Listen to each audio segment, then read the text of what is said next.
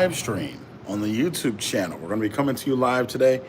It was a very busy day in sports. We're going to be covering a lot that happened today in sports. In case you missed it, we're going to be covering some of the biggest topics, some of the hottest breakdowns, and also we're going to be bringing you directly some of the best sports news. Without further ado, I'm your host, Stephen A. Hill, and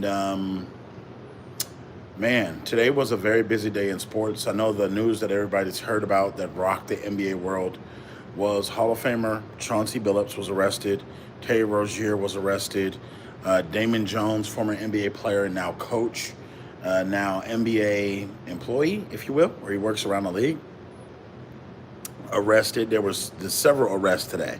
Not only were they arrested, but there's a lot of tension building. There's a lot of speculation that there's going to be a lot more people arrested connected to these gambling schemes, if you want to call it a pyramid scheme, if you want to call it a Ponzi scheme, if you want to call it whatever they're doing, but it's a lot of illegal activity, whether it be sports gambling, whether it be just stealing people's money. You know, Chauncey Billups and Damon Jones are accused of stealing directly from people, which is leading them to games that they know were set up or fixed. And it's just a lot going on. When you think about just overall, the NBA has a problem on its hands. The NBA wanted to start the season smooth. They had action-packed games the last 3 nights. But this is something that could potentially rock the NBA. And when you're thinking about everything, the FBI is not playing. FBI Director Kash Patel is very serious. He's talking about prosecuting people. He's talking about putting people away. There's talks of mafia being involved. There's talks of a bigger picture here of them serving 5 families to the mafia and them having player injuries being leaked, them having potential information for what the teams are doing as far as sitting players or playing players or minutes that they're going to be restricted. It's a number of things that's happening.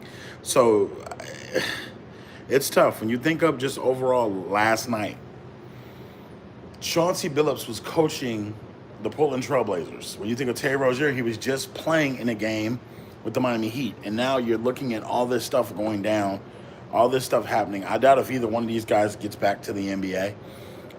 Right now, the NBA has already said these guys are on leave. They're not coming back this season.